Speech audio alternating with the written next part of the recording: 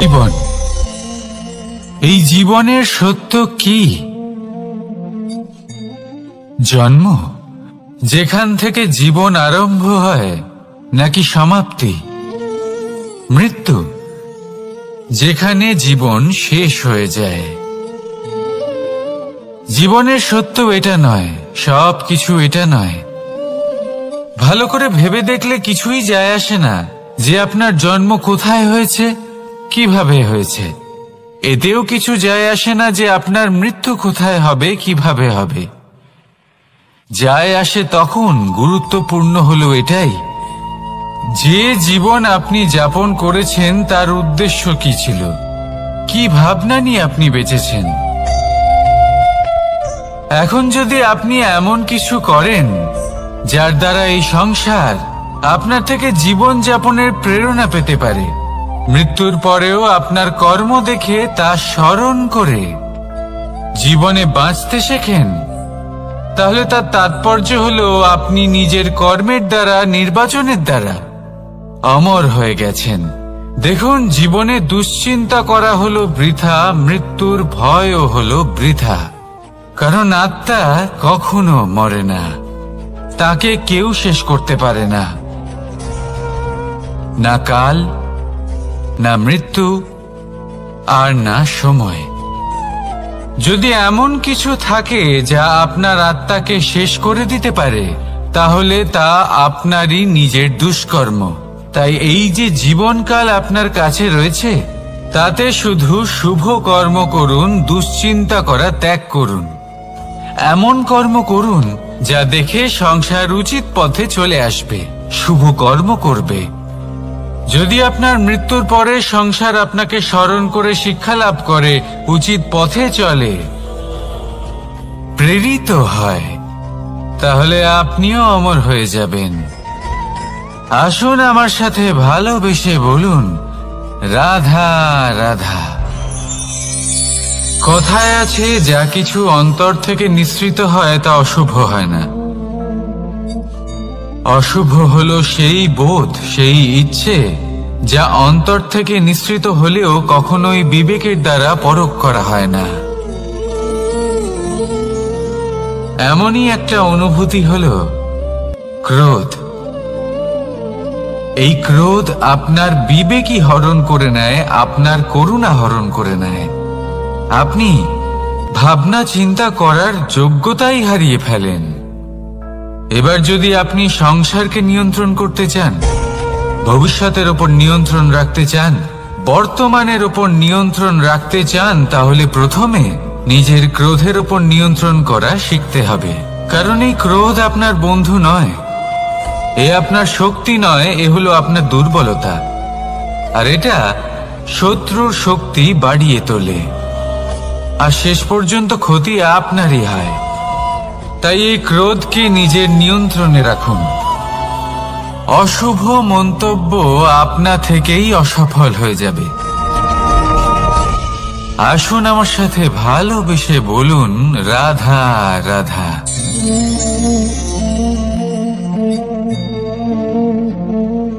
প্রশান্তি জড়িত নিদ্রা মানুষের জীবনের একটা অত্যন্ত গুরুত্বপূর্ণ সুখ এবং প্রয়োজনীয়তাও।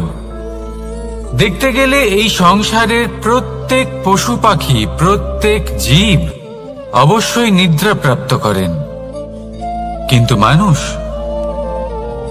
যার মধ্যে বিচার বিবেচনা করার শক্তি অন্যদের থেকে অনেক বেশি, তার কিন্তু ঘুমের কিছু সমস্যা অবশ্যই হয়। কি বলেন? তাই তো। এবার এর কারণ কি? চিন্তা। এবার চিন্তা আমাদের সবার জীবনে আছে।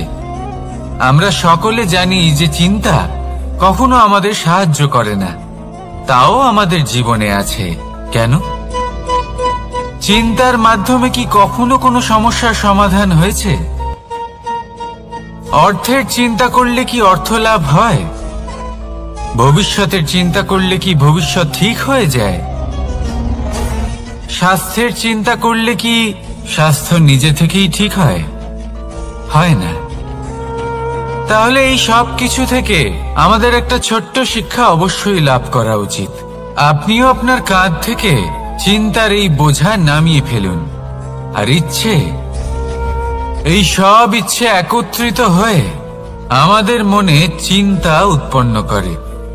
তাই এই চিন্তাগুলিকে ত্যাগ করুন। প্রকৃতির প্রেমের ওপর বিশ্বাস রাখুন। মনে রাখবেন, যিনি চিন্তা মুক্ত হবেন তিনি চিতা মুক্ত হবেন। সুখের নিদ্রা প্রাপ্ত করুন, আর নিদ্রায় যাবার আগে আমার সাথে ভালোবেসে বলুন, রাধা রাধা। মহাদেব, সেই দেবতা যিনি মহান, যাকে দেবতাদের দেবতা বলা হয়, যিনি হলেন আমার আরাধ্য। কখনো আপনার মনে এই প্রশ্ন এসেছে যে শিবকেই কেন মহাদেব বলা হয়, অন্য কোনো দেবতাকে কেন বলা হয় না? সেই কারণ মহাদেবের মধ্যে, ওনার মধ্যে এমন এক বিশেষ গুণ রয়েছে যা অন্য কারণ নেই। তা হলো নিঃস্বার্থ হয়ে মানুষের সেবা করা। যদি প্রয়োজন পড়ে, যদি সৃষ্টির পথে বিনাশের কালো মেঘ ছেয়ে থাকে, তখন নিজের প্রাণের চিন্তা না করে হলাহল পান করার জন্য প্রস্তুত থাকেন মহাদেব। আর এই অদ্বিতীয় ত্যাগের জন্যই শিবকে মহাদেব বলে ডাকা হয়। এবার যদি কোনো মানুষও নিঃস্বার্থ ভাবনার দ্বারা নিজেকে অর্পণ করে দেয় এই জগতের কল্যাণের জন্য, মানুষের সেবার জন্য, তাহলে তিনিও মহাপুরুষ, মহামানব হতে পারেন। যদি কেউ অভুক্ত থাকেন, তাহলে নিজের থালা থেকে অর্ধেক খাবার তাকে দিয়ে দিন। যদি কেউ অসুস্থ হন, তাহলে তাকে সেবা করার, চিকিৎসা করার চেষ্টা করুন। এই জীবন শুধু নিজের জন্য নয়, অন্যদের প্রতি, সমস্ত সংসারের প্রতি উৎসর্গ করুন। যদি এইসব মানুষ শিখে যান, তাহলে তিনি মহাদেবের পথে অগ্রসর হতে পারেন। যদি মানুষ নিঃস্বার্থ ভাবনার দ্বারা এই সংসারের সেবা করতে শিখে যান, তাহলে তিনি নিশ্চিত রূপে মহামানব অবশ্যই হতে পারবেন। আসুন আমার সাথে ভালোবেসে বলুন, রাধা রাধা। স্বর্ণ, হীরে, মুক্ত, মানিক, এই সব কিছুকে আগে পাথর বলা হতো। তাহলে এমন কি হলো যে এদের রত্ন বলা হয়? আর রত্ন তা বাস্তবে আসলে কি? এটা হলো সেই পাথর যাকে আগে আগুনের তাপ সহ্য করতে হয়েছে, পরখ করা হয়েছে, যাচাই করা হয়েছে, এদের কাটার চেষ্টা করা হয়েছে, কিন্তু তারা কখনোই নষ্ট হয়নি, বরং তারা আরো উদ্ভাসিত হয়েছে, আরো উজ্জ্বল হয়েছে, এই সংসারে আরো প্রকাশ ছড়িয়ে দিয়েছে। সেই জন্য এরা হলো এত অমূল্য, সেই জন্য এরা হলো বহুমূল্য, সেই জন্য এদের রত্ন বলা হয়। এবার মানুষের কাছেও এই নির্বাচনের অধিকার রয়েছে যে আমরা শুধু পাথর হয়ে থাকব নাকি রত্ন হয়ে থাকব। কিভাবে? আমাদের জীবনেও অনেক সমস্যা রয়েছে, বাধা আছে, বিপত্তি আছে।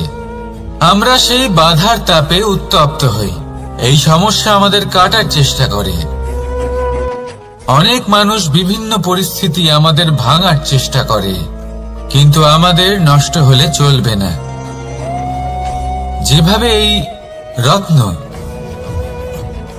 সমস্যার সম্মুখীন হয়ে পাথর থেকে রত্ন হয়েছে, সেইভাবেই আমাদেরও আমাদের সমস্যার সম্মুখীন হয়ে রত্ন হয়ে উঠতে হবে। এই সংসারে প্রকাশের স্রোত হয়ে উঠতে হবে। তাহলে এটাই করুন, আর আমার সাথে ভালোবেসে বলুন, রাধা রাধা। সংসারে সব থেকে বড় শক্তি আসলে কি? কেউ বলবেন শারীরিক শক্তি, কেউ বলবেন অস্ত্রের শক্তি, কেউ বলবেন জ্ঞানের শক্তি। ঠিক আছে, কিন্তু যদি আমি বলি সংসারের সব থেকে বড় শক্তি হলো শক্তি কোনো এক তথ্যের, আগে হ্যাঁ, তথ্য। এই তথ্য নিজেই কিন্তু খুব শক্তিশালী, অত্যন্ত শক্তিশালী অস্ত্র হলো এই তথ্য। আর সত্যি বলতে অনুচিত তথ্যের থেকে অনেক বেশি ঘাতক হলো অসম্পূর্ণ তথ্য। যেরকম আজ শাম্ব রুক্মির সাথে করেছে, ওকে অসম্পূর্ণ তথ্য দিয়েছে, তার ফলে বিনাশ হলো। যদি এইভাবেই আপনার কাছেও কোনো অসম্পূর্ণ তথ্য আসে, আর যদি আপনি তা পরখ না করে দেখেন, যাচাই না করে দেখেন, আর নিজের কর্ম করেন, তাহলে উত্থানের বদলে আপনি পতনের সম্মুখীন হবেন। বিকাশের বদলে আপনার বিনাশ হয়ে যাবে। মনে রাখবেন একটা অত্যন্ত গুরুত্বপূর্ণ কথা, সঠিক তথ্য পাওয়া সঠিক তথ্য দেওয়ার থেকে অনেক বেশি গুরুত্বপূর্ণ। আশা করি এই কথা আপনি বুঝেছেন। জীবনে যখনই কোনো তথ্য আপনি পাবেন, সেই বিষয়ে ভেবে দেখুন, পরখ করে দেখুন, যাচাই করুন, তারপর নিজের কর্ম করুন। আর আমার সাথে ভালোবেসে বলুন, রাধা রাধা। ধর্ম এবং প্রেম, এই দুই হলো একই মুদ্রার দুই পিঠ। যদি এদের মধ্যে কোনোটা নষ্ট হয়ে যায়, তাহলে দ্বিতীয়টাও থাকে না। কখনো ভেবেছেন এমন কেন হয়? তার জন্য আগে আপনাকে বুঝতে হবে যে ধর্ম আসলে কি। ধর্ম সেটাই যা এই সংসারের প্রত্যেক মানুষকে একে অপরের সাথে সুখ এবং শান্তিতে থাকতে প্রেরণা যোগায়। এই প্রেরণার আধার হলো প্রেম। প্রেম সেটাই যে আপনার মধ্যে অন্য কারোর প্রতি করুণাবোধ জাগিয়ে তোলে, সম্মান জাগিয়ে তোলে। এবার যদি প্রেম চলে যায়, তাহলে সবার আগে বিনাশ হবে সম্মান আর করুণাবোধের। এবার যেখানে না প্রেম রয়েছে, না সম্মান রয়েছে, না করুণা রয়েছে, সেখানে ধর্ম কিভাবে বাস করবে? অশুভ ইচ্ছে জাগ্রত হয়ে ওঠে, ক্রোধ জাগ্রত হয়ে ওঠে, অহংকার জাগ্রত হয়ে ওঠে, আর তারপর আরম্ভ হয় অধর্মের। তাই যা যা ভাবনা আপনার অন্তরে প্রবেশ করছে, করতে দিন, কিন্তু যাই হোক না কেন, এই প্রেমকে নিজের থেকে দূরে যেতে দেবেন না। এই প্রেমকে চিরকাল নিজের কাছে রাখুন, নিজের হৃদয়। আর এই প্রেম ভাব নিয়ে বলুন, রাধা রাধা। মানুষের জীবনে উন্নতি লাভ করার জন্য তিনটি স্তম্ভের প্রয়োজন হয়। প্রথম স্তম্ভ শিক্ষা। এই শিক্ষা আমাদের জ্ঞান প্রদান করে। দ্বিতীয় স্তম্ভ ব্যবসা, যার দ্বারা আমরা ধন উপার্জন করি। তৃতীয় স্তম্ভ হলো আমাদের ঈশ্বর, আমাদের ইষ্ট। এনার সাথে যদি আমরা জুড়ে থাকতে পারি, তাহলে এমন একটা মানসিক বল আপনি লাভ করবেন যেটা এই সংসারে আর কোথাও পাওয়া সম্ভব নয়। কিন্তু মানুষ অনেক সময় জীবনে এই তিনটি স্তম্ভ লাভ করা সত্ত্বেও সামনে অগ্রসর হতে পারেন না। তখনও জীবনে কঠিন পরিস্থিতি আসতেই থাকে। এমনটা ঠিক কেন হয়?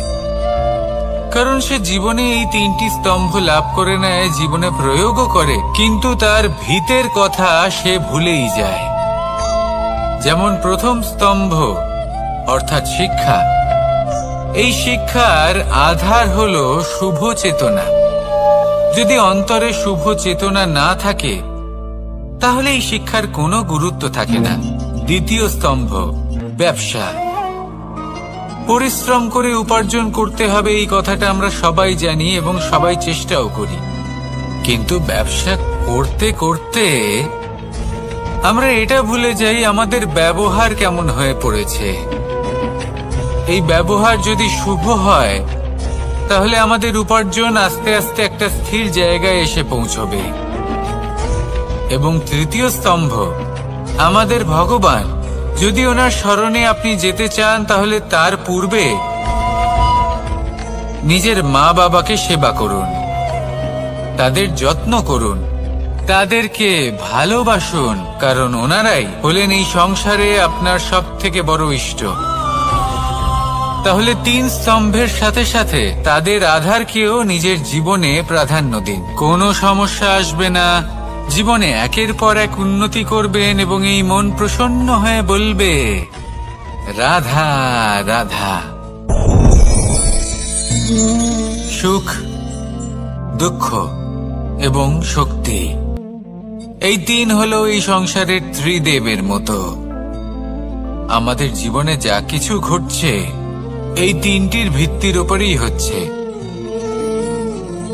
আসলে এই সংসারের একটা নিয়ম আছে, যখনই আপনি কিছু লাভ করেন এই সংসার আপনার পরীক্ষা নেয়। এটা জানার জন্য আপনার পরীক্ষা নেয় যে আপনি যা কিছুই লাভ করেছেন আপনি কি আদৌ সেটার যোগ্য কিনা।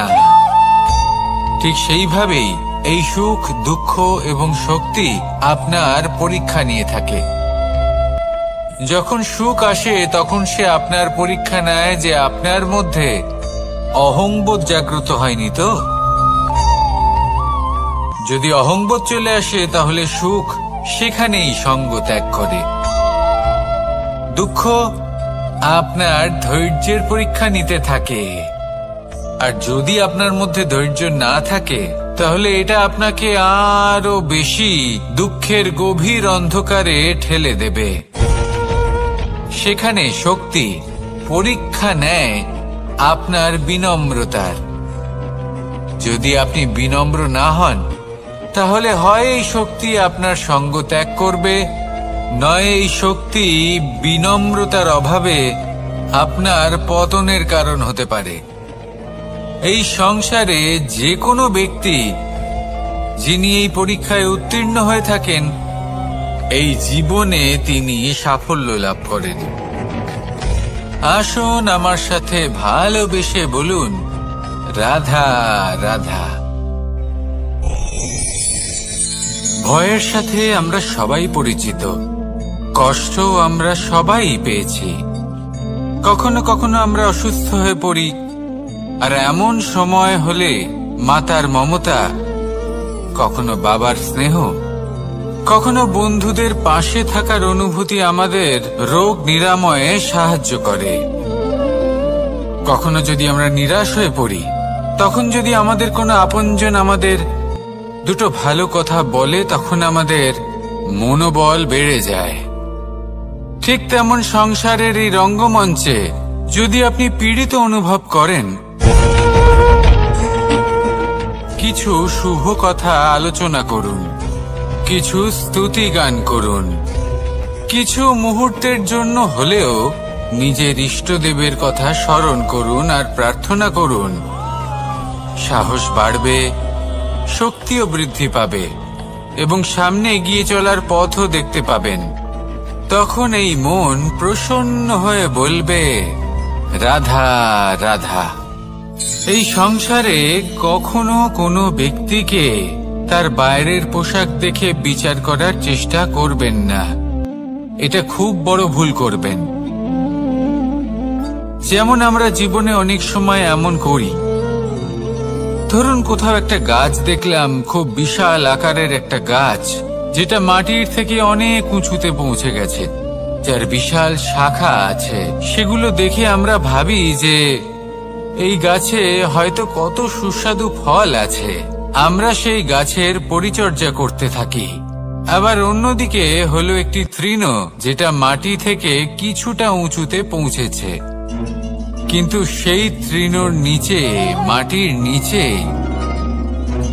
অত্যন্ত সুস্বাদু ফল বা সবজি জন্ম নেয়, যা আমাদের স্বাস্থ্যের পক্ষে অত্যন্ত উপকারী। সেই জন্য কখনো আবরণ দেখে কাউকে বিচার করতে চেষ্টা করবেন না। তার বদলে এটা বোঝার চেষ্টা করুন যে আপনার সামনে যে ব্যক্তি আছে বা বস্তু আছে তার বিশেষত্ব কি। যদি এই বিশেষত্ব বোঝার ক্ষমতা আপনি অর্জন করেন, যদি এই শিল্প আপনি নিজের ভেতরে জাগ্রত করেন, তাহলে এই সংসারে বিশেষত্ব কি সেটা আপনি জানতে পারবেন।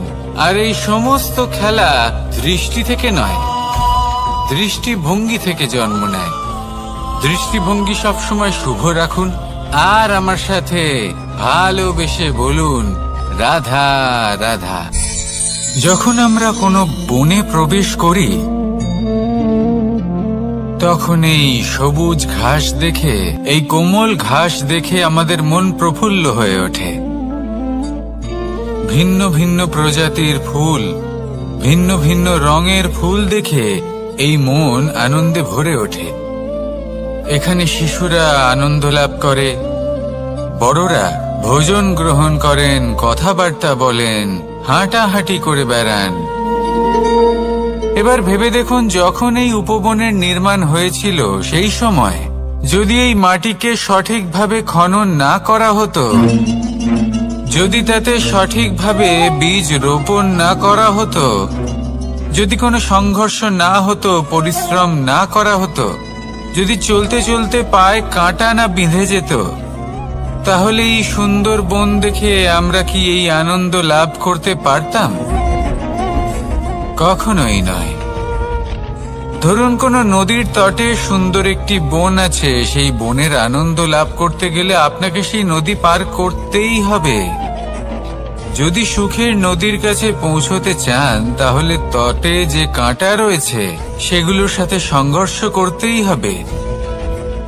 এই সংসারে যদি আপনি সুখ লাভ করতে চান তাহলে সুখ লাভের এই যাত্রা শুরু করতে হবে সংঘর্ষ দ্বারা। তাহলে সংঘর্ষকে স্বাগত জানান, এর পেছনেই সুখ রয়েছে যা আপনার জন্য অপেক্ষা করছে। এবার হাসুন আর আমার সাথে ভালোবেসে বলুন, রাধা রাধা। সংসারে আমাদের জীবনের সবথেকে বড় দোষ কি আপনি জানেন? কেউ বলবেন লোভ, কেউ বলবেন লালসা, কেউ বলবেন অসত্য। দেখুন, দুঃখের মূল কারণ হলো পরিশ্রম না করা। কিছু মানুষ ভাবেন যে আমি জীবনে কোনো পরিশ্রম করব না, অথচ আমি সবকিছু প্রাপ্ত করতে চাই। আর এমন এক কারণের জন্যই দূতের মতো খেলা আমাদের জীবনে প্রবেশ করার সুযোগ পায়। দূত, এই দূত আসলে কি? দূত অর্থাৎ কোনো পরিশ্রম ছাড়াই অন্য কেউ পরিশ্রম করে যা অর্জন করেছেন, যে সুখ সুবিধা অর্জন করেছেন, তা নিজের জন্য শুধুমাত্র একটা খেলার মাধ্যমে নিজের করে নেবার ইচ্ছে। আর এই ইচ্ছে অত্যন্ত বিনাশকারী হতে পারে। এই ইচ্ছে যদি আপনার বিবেক, আপনার মন, আপনার চেতনা, আপনার ভাবনা প্রবাহিত করে ফেলে, তারপরে আপনি চেষ্টা করতে শুরু করে দেবেন, আর সেইখান থেকেই আপনার পতন শুরু হবে। এই চেষ্টা করবেন যে অন্য কারোর জীবনের সমস্ত ধন, তার সমস্ত জীবন সম্পূর্ণভাবে নিজের করে নেওয়ার। কারণ প্রথমে আশা জাগ্রত হয়, আর এই আশা হতাশায় পরিণত হতে সময় লাগে। এই হতাশা কুণ্ঠায় পরিণত হতে সময় লাগে না, কুণ্ঠা লোভে পরিণত হতে সময় লাগে না, আর এই লোভ প্রতিশোধ স্পৃহাতে পরিণত হতে সময় লাগে না। আর যখন এই সব কিছু হয়, আপনি দুষ্ট হয়ে যান। আর সবাই জানেন যে প্রত্যেক দুষ্ট ব্যক্তির পতন হলো অবশ্যম্ভাবী। তাই নিজেকে দূতের থেকে দূরে রাখুন আর পরিশ্রমকে নিজের কাছে টেনে নিন। জীবনে আপনার যা যা স্বপ্ন রয়েছে, যা আপনি করতে চান, শুধুই পরিশ্রম দ্বারা অর্জন করুন।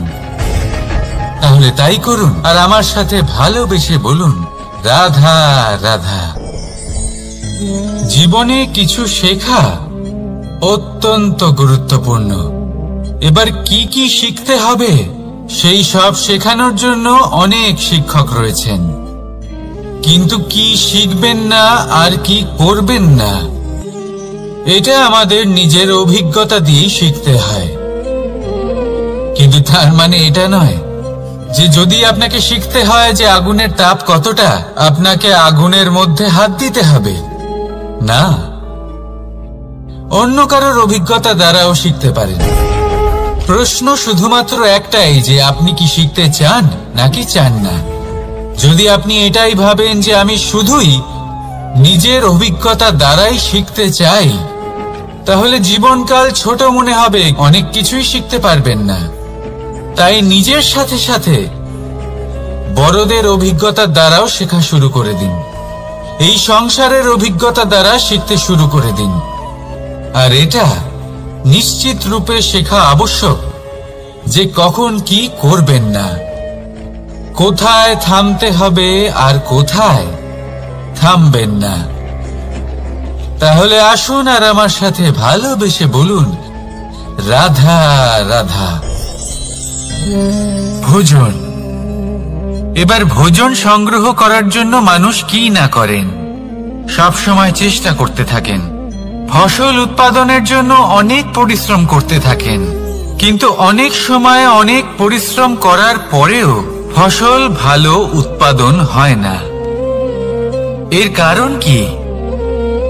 কারণ হলো এটাই যে আপনি পরিশ্রম হয়তো অনেক করেছেন, কিন্তু আপনার নজর তো সেই বীজের দিকে ছিলই না যা আপনি রোপণ করেছেন। সেই জন্য সব সময় কোনো বীজ রোপণ করার আগে তাকে পরখ করে দেখুন, তা অত্যন্ত আবশ্যক। আর সেইভাবেই যখনই কোনো কর্মের প্রশ্ন আসে, তাহলে সেখানে শুধুমাত্র পরিশ্রম যথেষ্ট নয়। সেই কাজের প্রতি আপনার কর্তব্য কি, আপনার উদ্দেশ্য কি, সেটা জানা হলো অত্যন্ত গুরুত্বপূর্ণ। তাই কর্ম করুন, কিন্তু সেই কর্মের প্রতি আপনার যা উদ্দেশ্য তার মাহাত্ম্য বুঝতে চেষ্টা করুন।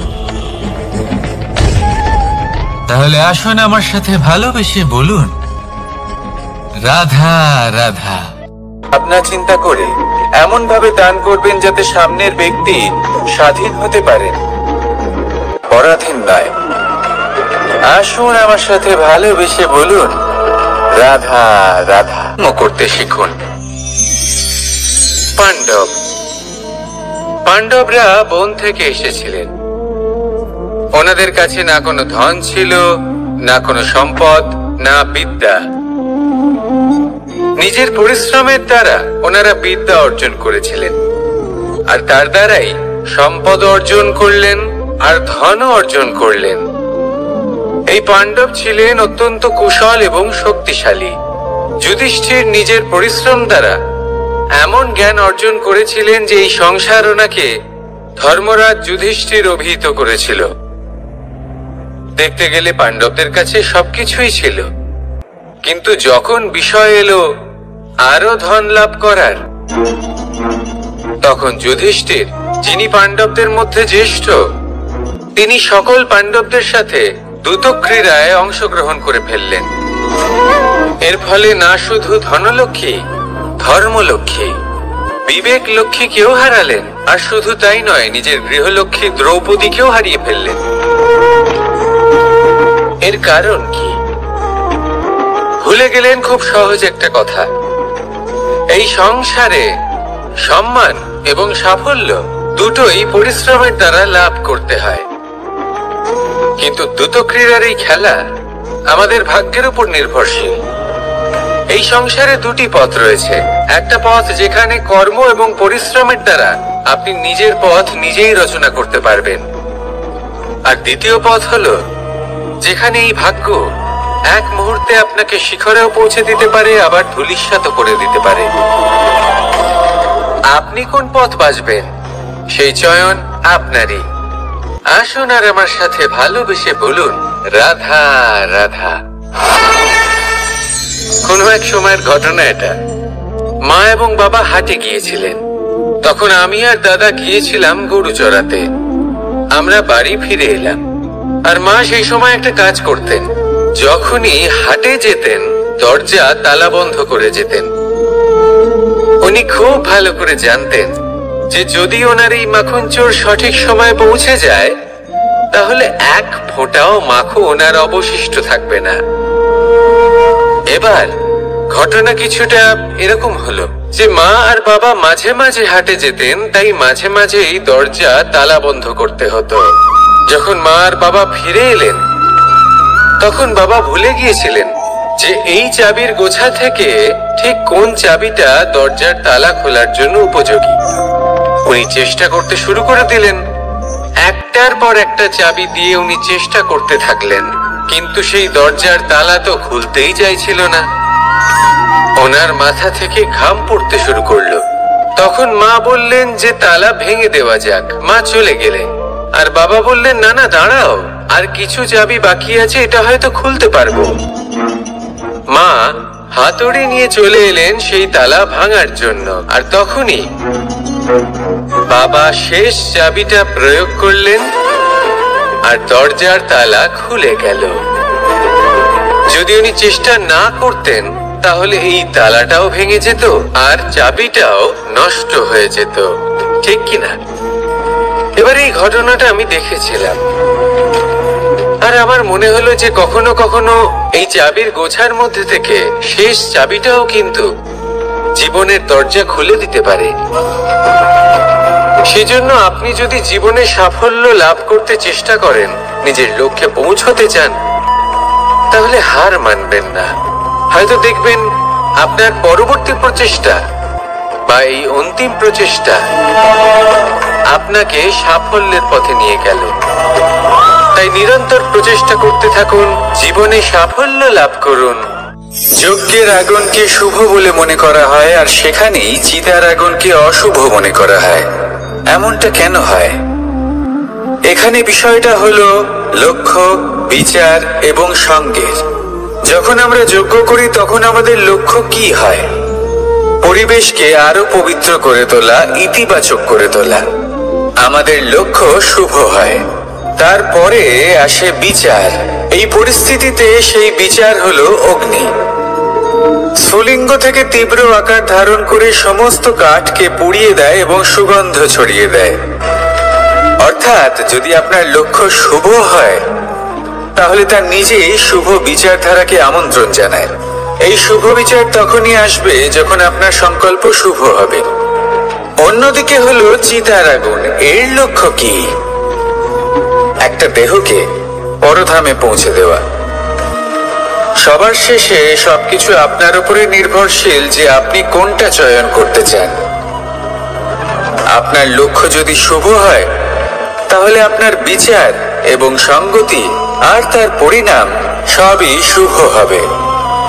আসুন আর আমার সাথে ভালোবেসে বলুন, রাধা রাধা। এই সংসারের প্রত্যেক বস্তুর, প্রত্যেক পরিস্থিতির, প্রত্যেক আবেগের দুটি দিক আছে। এর মধ্যে পার্থক্য করা সম্ভব শুধুমাত্র দৃষ্টিভঙ্গির দ্বারা। যদি কোনো ব্যক্তি পর্বত শিখরে দাঁড়িয়ে থাকেন তাহলে উনি এটাই দেখতে পাবেন যে এই জলের ধারা সমুদ্রের দিকে বয়ে চলেছে। আরেক ব্যক্তি যিনি সমুদ্রের কাছে দাঁড়িয়ে আছেন তার এটাই মনে হবে যে এই জলের ধারা সমুদ্রের দিকে আসছে। এখানে বিষয়টা হলো দৃষ্টিভঙ্গির, আর এটাই সময়ের সাথেও হয়ে থাকে। অনেক সময় মানুষ চিন্তিত হয়ে পড়েন, ত্রস্ত হয়ে পড়েন যে তার কাছে হয়তো খুব কম সময় আছে, তাতে তিনি অনেক কিছুই করতে পারবেন না, আর একটু সময় থাকলে খুব ভালো হতো। তিনি এভাবেও ভাবতে পারেন যে অল্প হলেও সময় বাকি তো রয়েছে, অর্থাৎ যা অবশিষ্ট আছে তাকে সংরক্ষণও করা সম্ভব, তাতে জীবন যাপনও করা সম্ভব। আর এটা নির্ভর করছে আপনার উপর। তাই দৃষ্টিভঙ্গি ইতিবাচক রাখুন। জীবনে দুই ধরনের আবেগ রয়েছে যার কোনো মূল্য নেই। আমার কথার অর্থ এটা নয় যে এদের কোনো গুরুত্ব নেই, গুরুত্ব যথেষ্টই রয়েছে, শুধু এদের জন্য আপনাকে কোনো মূল্য দিতে হয় না। প্রথম আবেগ হলো আনন্দ, প্রসন্নতা। এটা আপনি যে কোনো জায়গায় খুঁজে পেতে পারেন যদি আপনি খুঁজে পেতে চান। আপনি কোনো পুষ্পের সৌন্দর্য দেখে প্রসন্ন হতে পারেন। বায়ুর কারণে যখন একটি বৃক্ষ শিহরিত হয় সেটা দেখে আপনি প্রসন্ন হতে পারেন। একটা ছোট্ট শিশুর কলরব শুনেও আপনি প্রসন্ন হতে পারেন। একটা ক্রন্দনরত বালককে হাসিয়ে আপনি প্রসন্ন হতে পারেন। সবকিছু আপনার উপর নির্ভরশীল। সেখানে আরেকটি আবেগ হলো দুশ্চিন্তা, মানুষ বড়ই দুশ্চিন্তা করতে থাকে।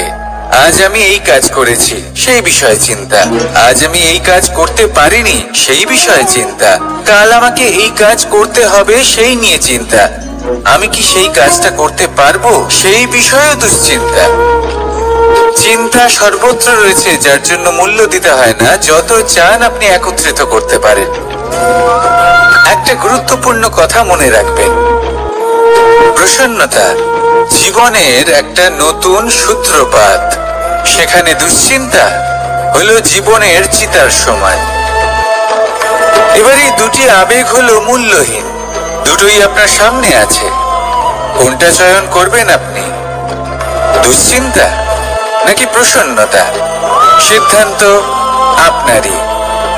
আসুন আর আমার সাথে ভালোবেসে বলুন, রাধা রাধা। ধন, সম্পত্তি, এগুলো আসলে কি? এগুলো শুধু সেই মূল্য যার দ্বারা আমরা কোনো কিছু অর্জন করতে পারি। এবার এই ধনের দ্বারা এই সংসারে অনেক কিছু লাভ করা সম্ভব, কিন্তু সেই সবকিছুই শুধুমাত্র ভৌতিক বস্তুই হবে, ভৌতিক সামগ্রী, ভৌতিক সুবিধা। অর্থাৎ আপনার কাছে যতই ধন থাকুক, তা আপনাকে শান্তির ঘুম এনে দিতে পারবে না। আপনাকে জীবনের বাস্তব সুখের অনুভূতি লাভ করাতে পারবে না, কারণ এগুলো ভৌতিক ধন। এই ভৌতিক বস্তুই অর্জন করাতে সক্ষম। বাস্তবিক ধন কি? যদি এই প্রশ্ন আপনার মনে আসে, তাহলে তার উত্তর আমি আপনাকে দেব একটা উদাহরণের মাধ্যমে। কখনো আপনি শুনে থাকবেন যে একজন পিতা আজীবন অনিষ্ট করেন, অনর্থ করেন, খারাপ কাজ করেন শুধু ধন অর্জনের জন্য। তিনি ভাবেন যে আমি ধন অর্জন করব আর নিজের সন্তানকে একটা উজ্জ্বল ভবিষ্যৎ প্রদান করব, একটা সুখ স্বাচ্ছন্দ্যময় জীবন দান করব। এবার সন্তান যখন জন্ম লাভ করে, তখন সে ভাগ্যের জোরে সেই ধন ভোগ করে। যেরকম সে পায়, সেরকমই তার ব্যবহার সে করে। কখনো আপনি এটাও দেখে থাকবেন যে সেই সন্তান সমস্ত ধন নষ্ট করে ফেলে, আর সেই পিতা যিনি সমস্ত ধন সঞ্চয় করেছেন, যিনি সেই ধনের প্রভু, আজ সেই ধনের প্রহরী হয়ে রয়েছেন। এবার এরকম কেন হয়? এরকম তখনই হয় যখন সেই পিতা বুঝতেই পারেন না যে তার জীবনের আসল ধন কি। সেই আসল ধন তার সন্তানকে সে দিতেই পারে না। যদি পিতা তার সন্তানকে কর্মের জ্ঞান দিতে পারেন, উচিত কোনটা অনুচিত কোনটা সেই শিক্ষা দিতে পারেন, সংস্কারের প্রকৃত শিক্ষা দিতে পারেন, তবে সেটা ধনের থেকে অনেক বেশি গুরুত্বপূর্ণ। এটাই হলো জীবনের বাস্তব ধন। আপনি সেই কথা তো অবশ্যই শুনে থাকবেন, কুসন্তান হলে ধন সঞ্চয় করে কি হবে, সুসন্তান হলে ধন সঞ্চয় করে কি হবে। সন্তান যদি কুপুত্র হয় তাহলে সব নষ্ট করে ফেলবে, আর সন্তান যদি সুপুত্র হয় তাহলে ধন থাকুক না থাকুক, সে নিজেই কর্মের পথে অগ্রসর হয়ে ধন অর্জন করবে আর নিজের জন্য এক উজ্জ্বল ভবিষ্যৎ করে তুলবে।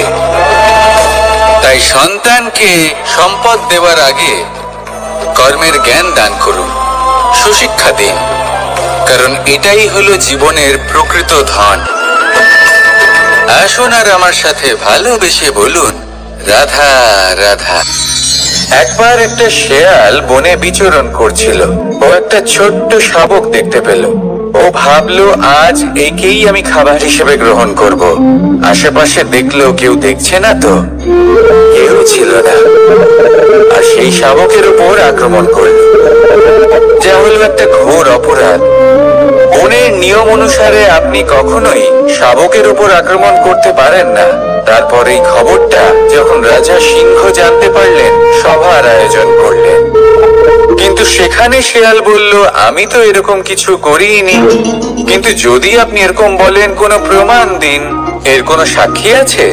তখন রাজা সিংহ পেঁচাকে ডেকে পাঠালেন, যে সেই মুহূর্তে বৃক্ষের শাখার উপর বসেছিল, সে সব কিছু দেখেছিল। পেঁচা সব সত্যি কথা বলল। আর শেয়ালকে মৃত্যুদণ্ড দেয়া হলো। এবার এই কাহিনী আমি আপনাকে কেন শোনালাম? কারণ মানুষও কখনো কখনো এরকম কর্ম করেন যা শিয়াল করেছে। এটা ভাবেন কেউ দেখছে না যখন আমি অনুচিত কর্ম করতেই পারি, কিন্তু না, আপনি যাই করুন না কেন কেউ না কেউ অবশ্যই তা দেখছে। কোনো ব্যক্তি না হলেও কোনো প্রাণী, না হলে কোনো যক্ষ বা দেব বা প্রেত। যদি এনারা কেউ না দেখেন, তাহলে ধরিত্রী মাতা দেখেন যেখানে দাঁড়িয়ে আপনি সেই কর্ম করছেন, তাই না? তাই একটা কথা সবসময় মনে রাখবেন, কে দেখছেন কে দেখছেন না সেই বিষয়ে ভাবা ছেড়ে দিন। এটা খুব সহজ কথা। আপনি যদি উচিত কর্ম করেন উচিত ফল পাবেন, যদি অনুচিত কর্ম করেন তাহলে আপনি অনুচিত ফল অবশ্যই পাবেন। সেই জন্য উচিত পথে চলতে থাকুন, উচিত কর্ম করতে থাকুন, আর আমার সাথে ভালোবেসে বলুন রাধা রাধা।